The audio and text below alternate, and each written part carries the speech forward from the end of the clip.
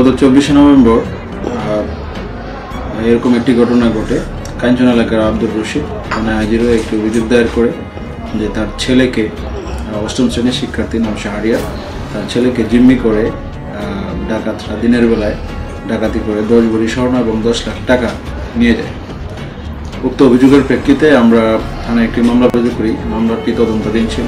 তদন্তের এক পর্যায়ে জানা যায় যে অভিযোগকারীর ছেলে শাহরিয়ার, অষ্টম শ্রেণীর শিক্ষার্থী, সে এবং তার দুই বন্ধু নাবিল এবং শাহ আলম তারা মিলে পরিকল্পনা করে যে তারা গেম খেলবে এবং মোবাইল কিনবে, এই ধরনের পরিকল্পনা করে তারা এই ডাকাতির ঘটনাটি সাজায়।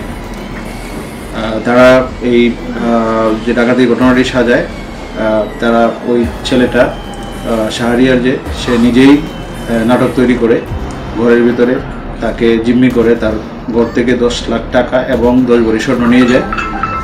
এই নাটকটি সাজিয়ে সে টাকাগুলো তার বন্ধুর কাছে রাখে, পরবর্তীতে তারা খরচ করবে এরকম ভিত্তিতে। আমরা ঘটনাটি তদন্তের এক পর্যায়ে বিষয়টি জানতে পেরে আমরা অভিযান পরিচালনা করি স্থানীয় লোকজনদের সহযোগিতায়। কি বুঝলেন ভাই?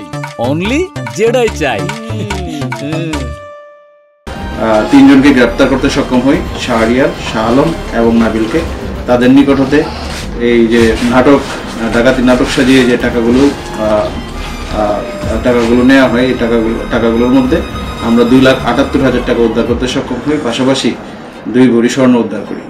তাদেরকে আইনগত প্রক্রিয়ায় বিজ্ঞ আদালতে প্রেরণ করা হবে।